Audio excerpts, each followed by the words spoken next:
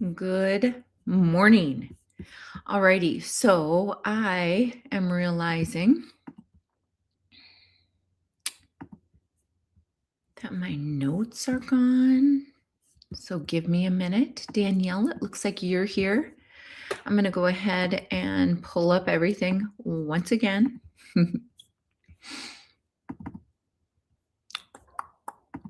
Here we go.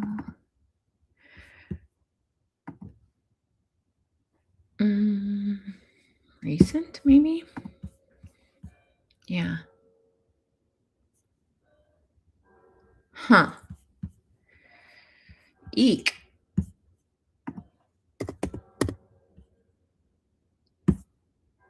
I don't know. Okay. Sorry, you're going to have to bear. You know what? While we're listening, I can find it. So let's go ahead and get started. So we are doing 2 Kings 5 and 6. If you're here, you are in Bible in the Year, you're going to get a good reading about 10 to 15 minutes long. After that, then we're going to discuss how each chapter really teaches us something in the here and now. I'm glad you're here. Good morning. And let me screen share and start the audio. I'll look for my notes. So you might hear some clicking, but I've got my Bible open right here beside us, and I've got my notes. And so let's go ahead and start this thing, and then we'll discuss how it applies to our lives. So let me get started here. Here is the audio. 2 Kings 5. Naaman, commander of the army of the king of Syria, was a great man with his master and in high favor, because by him the Lord had given victory to Syria. He was a mighty man of valor, but he was a leper. Now the Syrians on one of their raids had carried off a little girl from the land of Israel, and she worked in the service of Naaman's wife. She said to her mistress, "Would that my Lord were with the prophet who is in Samaria. He would cure him of his leprosy." So Naaman went in and told his lord. Thus and so spoke the girl from the land of Israel. And the king of Syria said, "Go now, and I will send up the letter to the king of Israel." So he went, taking with him 10 talents of silver, 6,000 shekels of gold, and 10 changes of clothing.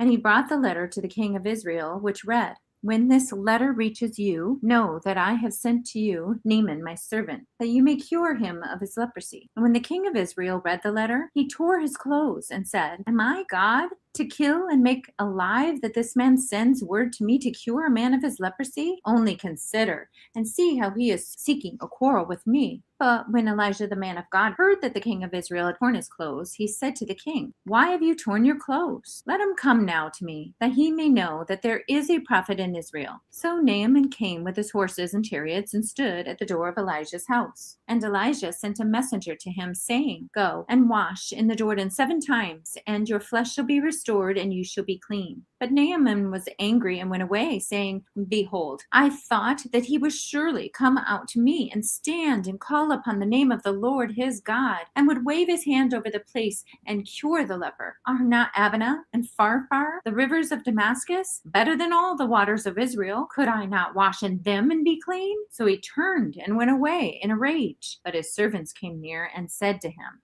"My father, it is a great word the prophet has spoken to you. Will you not do it? Has he actually said to you, 'Wash and be clean'?" So he went down and dipped himself 7 times in the Jordan, according to the word of the man of God. And his flesh was restored like the flesh of a little child, and he was clean. Then he returned to the man of God, he and all his company, and he came and stood before him. And he said, "Behold, I know that there is no God in all the earth but in Israel. So accept now a present from your servant." But he said, "As the Lord lives, before whom I stand, I will receive none." And he urged him to take it, but he refused. Then Naaman said, "If not, please let there be given to your servants whom you choose, O Tur. From now on your servant will not offer burnt offerings, the sacrifice of any god but the Lord. In this manner may the Lord pardon your servant. When my master goes into the house of Rimmon to worship there, leaning on my arm, when I bow myself in the house of Rimmon, the Lord pardon your servant his master in this matter." He said to them, "Go in peace." But when Naaman had gone a short distance, Gehazi, the servant of Elijah, the man of God, said, "See, my master has spared this Naaman, the Syrian, in not accepting from his hand what he brought. As the Lord lives, I will run after him and get something from him." So Gehazi followed Naaman. And when Naaman saw someone running after him, he got down from the chariot to meet him and said, "Is all well?" And he said, "All is well. My master sent me to say, there have just now come to me from the hill country of Ephraim 2 young men with the sons of the prophets. Please give them a talent of silver and 2 changes of clothing." And Naaman said, "Be pleased to accept 2 talents. And he urged them and tied up 2 talents of silver in 2 bags with 2 changes of clothing and laid them on 2 of his servants. And they carried them before Gehazi. And when he came to the hill, he took them from their hand and put them in the house. And he sent the men away, and they departed. He went in and stood before his master, and Elisha said to him, "Where have you been, Gehazi?" And he said, "Your servant went nowhere." But he said to him, "Did not my heart go when the man turned from his chariot to meet you? Was it a time to accept money and garments, olive orchards and vineyards, sheep and oxen, male servants and female servants? Therefore the leprosy of Naaman shall cling to you and to your descendants forever." So he went out from his presence a leper like snow. 2 Kings 6. Now the sons of the prophets said to Elisha, "See, the place where we dwell on the earth is too small for us. Let us go to the Jordan, and each of us get a log, and let us make a place to dwell there." And he answered, "Go." Then one of them said, "Be pleased to go with your servants." And he answered, "I will go." So he went with them. And when they came to the Jordan, they cut down trees. But as one was falling on the log, his axe head fell into the water, and he cried out, "Alas, my master, it was borrowed." Then the man of God said, "Where did it fall?" When he showed him the place, he cut off a stick and threw it in there and made the iron float. And he said, "Take it up." So he reached out his hand and took it. Once, when the king of Syria was warning against Israel, he took counsel with his servants, saying, "At such and such a place shall be my camp." But the man of God sent word to the king of Israel, "Beware that you do not pass this place, for the Syrians are going down there." And the king of Israel sent to the place about which the man of God told him. Thus he used to warn him, so that he saved himself there more than once or twice. And the mind of the king of Syria was greatly troubled because of this thing. And he called his servants and said to them, "Will you not show me who of us is for the king of Israel?" And one of his servants said, "None, my lord, O king, but Elijah, the prophet who is in Israel, tells the king of Israel the words that you speak in your bedroom." And he said, "Go and see where he is. Send and seize him." It was told him, "Behold, he is in Dothan." So he sent their horses and chariots and a great army. They came by night and surrounded the city. When the servant of the man of God rose early in the morning and went out, behold, an army with horses and chariots was all around the city. And the servant said, "Alas, my master, what shall we do?" He said, "Do not be afraid, for those who are with us are more than those who are with them." Then Elisha prayed and said, "O Lord, please open his eyes, that he may see." So the Lord opened the eyes of the young man, and he saw. And behold, the mountain was full of horses and chariots of fire all around Elisha. And when the Syrians came down against him, Elisha prayed to the Lord and said, "Please strike these people." So he struck them with blindness in accordance with the prayer of Elisha. And Elisha said to them, "This is not the way, and this is not the city. Follow me, and I will bring you to the man whom you seek." And he led them to Samaria. As soon as they entered Samaria, Elisha said, "O Lord, open the eyes of these men, that they may see." So the Lord opened the eyes, and they saw, and behold, they were in the midst of Samaria. As soon as the king of Israel saw them, he said to Elisha, "My father, shall I strike them down?" He answered, "You shall not strike them down. Would you strike down those whom you have taken captive with the sword and with your bow? Set bread and water before them, that they may eat and drink and go to their master." So he prepared for them a great feast. And when they had eaten and drunk, he sent them away, and they went to their master. And the Syrians did not come again on raids into the land of Israel. Afterward, Ben-Hadad, king of Syria, mustered his entire army and went up and besieged Samaria. And there was a great famine in Samaria as they besieged it, until a donkey's head was sold for 80 shekels of silver. Now as the king of Israel was passing by on the wall, a woman cried out to him, saying, "Help me, O Lord, O king." And he said, "If the Lord will not help you, how shall I help you? From the threshing floor or from the winepress?" And the king asked her, What is your trouble?" She answered, "This woman said to me, 'Give your son, that we may eat him today, and we will eat my son tomorrow.' So we boiled my son and ate him. And then the next day I said, 'Give your son, that we may eat him.' But she has hidden her son." When the king heard the words of the woman, he tore his clothes.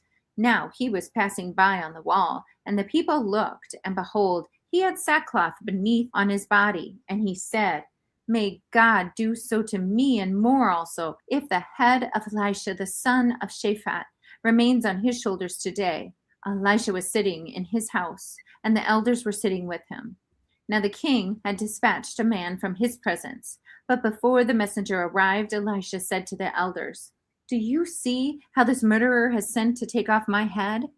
Look, when the messenger comes, shut the door and hold fast against him. Is not the sound of his master's feet behind him?" And while he was still speaking with them, the messenger came down to him and said, "This trouble is from the Lord. Why should I wait for the Lord any longer?" All right, let's go ahead and start to break this down. Thank you for your grace as I got on. Everything's good. I've got my notes here. Let's go ahead and start breaking this down. Those of you who are new, yes, we've got this reading. It's a short one this morning. It was 10 minutes long. Now we're going to go ahead and start talking about how it applies to our lives today. So when we are looking at 2 Kings 5, I titled this "Go and Wash in the Jordan 7 times." We know that 7 is a biblical number often used. It's a number of completion. I have 3 main teaching things that I feel like we don't want to miss in chapter 5. And so the first one is God uses the least. And it's a voice of someone that you wouldn't expect to reach the most powerful people. Like everything that just doesn't make sense in the world, in the kingdom, makes sense. So Naaman, this commander of Syrian's army, this great honored man, has leprosy. Anyway, in the house, there's this young Israelite servant girl, and she's taken captive in a raid, and she's the very reason that the world might think could be bitter. But instead, she says to her mistress, 2 Kings 5:3. So think about when you've been in a situation where wherever your faith is, brand new, never been taught, or deeply rooted in God, but your instinct could be bitterness, like you've been treated unfairly. Anyway, this Bible verse says, "If only my master were the prophet who is in Samaria, he would cure him of leprosy." So she's resting on the fact that there is a true prophet, that this can happen. She has faith wherever her faith is at. Do you, like, that's a challenge for us, have that sort of faith? Anyway, one sentence from this captive girl sets this entire kind of chain of events. And God uses these circumstances. She spoke what she knew was right. And God's word, through likely people, can reach the most kind of powerful people in the room. It's so backwards in the kingdom compared to what the world thinks. Who has God placed near you that honestly, that you maybe have been asked to speak in that space and you just haven't done it yet? Maybe it's because you haven't really found out or been connected to or had the level of faith to connect with God and speak out boldly. Or maybe it's because you are, but you're in the wrong space. You're speaking out. They don't have ears to hear. Whatever it is, just get in, under, and with God, Emmanuel, and all will fall into place. Number 2 teaching point: pride is the thing that almost cost Naaman his miracle. So, Naaman arrives at Elisha's door. And remember, this is Elisha. Elijah is gone now. And Elijah's in the place, and we know that he does great miracles. He hears from the Lord a lot, right? So Elijah's door with these horses and these chariots, expecting, right? He's expecting some grand ceremony, but Elisha doesn't come out. He sends messengers with simple instructions. This is the way it is with God. And so this is how so many people miss it. But 2 Kings 5:10 says, go and wash in the Jordan 7 times. This is a completion. Don't do it 6 if the Lord asks you. And your flesh shall be restored and you shall be clean. But Naaman, he's furious. And he expected Elisha to come out and to like wave his hand dramatically in God's name and to heal in this spectacle, this event. The Jordan, it's muddy. The river is Damascus space of like, there's just far better places that they had expected. He had expected this to happen. I think maybe he wanted the dramatics. I don't know. When you read the text and listen to it, you sort of get this idea. But he turns and leaves. His servants reason with him. Literally, like, if the prophet had asked you to do something great, would you do it? And why not do this simple thing, right? And Naaman listens. And so he goes down and he dips 7 times. So he's humbled. He's humbled a little to like, okay, fine, I'm going to get in this muddy waters. And you know that I always think of this, like, I'll sometimes hear someone say, I don't believe this. I wish I understood God more. I feel bad because I don't have that level of faith that a lot of people have. And I'm like, are you kidding me? The Lord knows the condition of your heart. And I'm sorry, somebody that is standing in the gap of many miracles, many wise, it's easier. It's easier to be obedient when your faith increases and you know. So when you're in this like new faith or strangled faith from the world and you do it anyway, kind of like this, the Lord sees that. That's strong faith. That's strong faith. And the world wants to tell you that you're weak or you're bad or whatever because you don't believe it won't happen. God sees the faith of a mustard seed. So when somebody is stuck in disobedience or stuck in pride or whatever it is, and they do it anyway, they obediently respond anyway, it's pretty powerful. So anyway, I'm going to read this, 2 Kings 5:15. Behold, I know that there is no God in all the world or earth but Israel. So you go from this, his flesh was restored like the flesh of a child and he was clean. So it happens, that's in 14. And then immediately he knows that God is God of gods. So before he has a little faith and he responds, the first step was no way.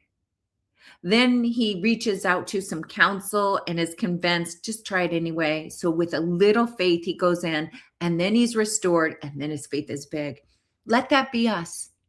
When we are in these places where we doubt a little bit, who cares? Do it anyway. God's watching. Okay, the last one is, what greed does to like a person who stands close to God? So God's own servant, I should say, Elisha's own servant, this is Gehazi, watches Naaman depart and his heart turns. And he thinks, my master let this Syrian off too easy. He didn't take what was offered. He runs to Naaman, lies about Elisha sending him, and takes 2 talents of silver and 2 changes of clothing. And he comes home and then he rides. Why would he hide? Whenever we're hiding anything, the truth, our opinion, I mean, it's going to backfire. So 2 King 5:25 says, "Where have you been?" I mean, it's pretty much God asking you this, right? But he's a lies, right? Nowhere. And Elijah answers in 2 Kings 5:26, "Did not my heart go with you when the man turned from this chariot to meet you? Was it a time to accept money and garments?" And he's saying, listen, I know the condition of your heart through God. God's speaking, God's moving, right? God wouldn't do that. God wouldn't hide. God wouldn't use material possessions. God would, I mean, it's easy to see where he's responding. So I have 3 challenges for you. The first one is Gehazi stood closer to Elisha than almost anyone, and yet was completely untransformed by what the witness experienced. What he saw with his own eyes didn't like get him in a right place, didn't make him more convicted. Even with his proximity to God, he fell off. And so just because we're close to God and we're praying, and you sometimes are more prey. And I think this is going from glory to glory. I think this is why ministry leaders fall prey. I think this is why we need covering inside of ministries, because the enemy can see when somebody, some system, some ministry is working in the power of the Lord, and he will go after anyone that will fall prey. So the hard question is there a simple instruction from God that you've been refusing because it feels beneath you, or it doesn't match up with what you've expected? I think about this a little bit. So, many of you know that I wrote all these books. I've had this like ministry for 10 years, started in 2016. Writing these books seemed almost overwhelmed. Somewhere in the middle of all of it, we started ministries. 102 ministries we started. Not me, with God, with obedience. And I mean, I really didn't even, that's not where my calling was, to start these businesses. And I really had to learn to be obedient because it's just not my sweet spot. But I listened to God, and I had a team that went and did it. And then all of a sudden, the Lord starts saying, okay, you're done now. You've finished these books, this growth, this 4-part growth of your discipleship and your spiritual maturity. It's in that completeness. Now go walk in it. And slowly he started taking things away. He started telling me literally, stop group business coaching. And I was like, okay, I mean, that's where the money comes from. That's where our company can support the rest of I was able to do so much free life coaching because the business coaching, even though I was doing it out of discipline and it was hard, that was supporting the business. But I said, okay. So we did that. And then I started doing one coaching client. I had 3 privates, and just doing one little group at a time. Did that, and it still was consuming our time and our energy. And I heard the Lord say, start weeding them out. Let them go off slowly as they're done. Let them go. Trust me on this. And lo and behold, clients that I had for years were like, I think I'm ready to do this on my own. And throughout the last 4 months, one by one, these clients started going off on their own. I'm looking at our business like, oh my gosh, we're down to hardly any income. What are we going to do, Lord? And he asks me and shows me this position at our church.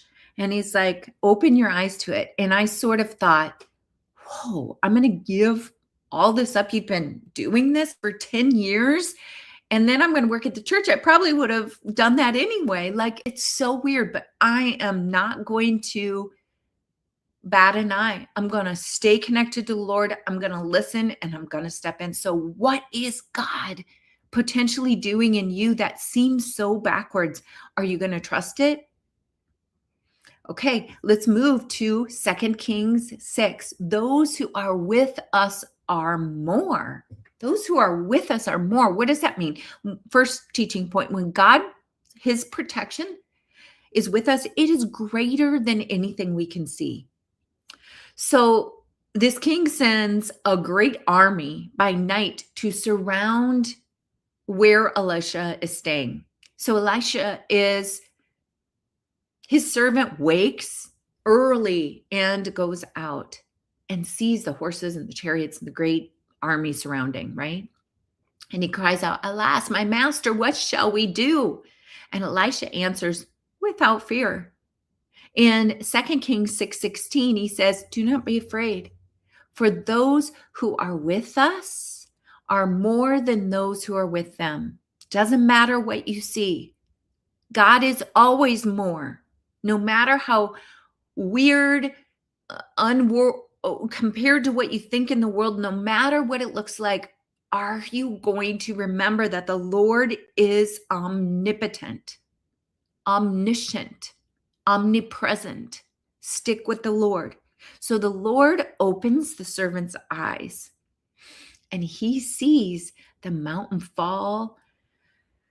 He sees this horses and chariots and fire surrounding Elisha. Nothing changed in the situation. Everything changed in what the servant could see.